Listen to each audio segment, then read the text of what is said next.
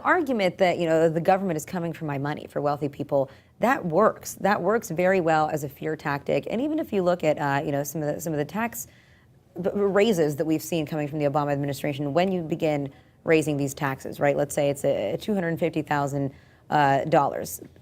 If you live in New York City, I was just talking about this with someone earlier, right? It very much depends on what the cost of living is, where you're located.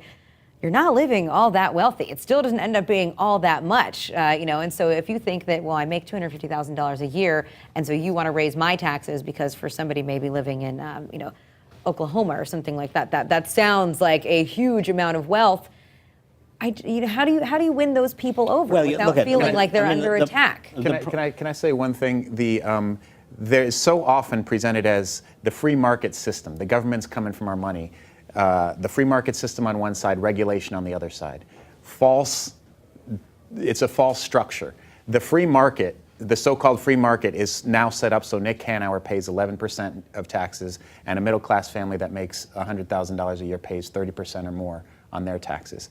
That is the way the rules of a free market are set up right now, way in favor of rich people and not in favor of middle-class people. The other point I just want to make about that, because I maybe didn't understand it at the start of this film, and I think it's important that everybody does understand it, is that when you raise the tax rate on people making over $250,000, the marginal tax rate, what that means is if you make $250,001, it's only that $1 that gets taxed at 39% or whatever it is.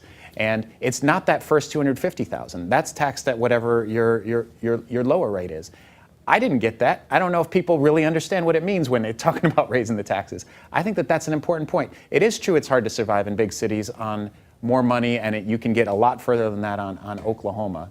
But in certain parts of Oklahoma or the South or smaller towns around the country.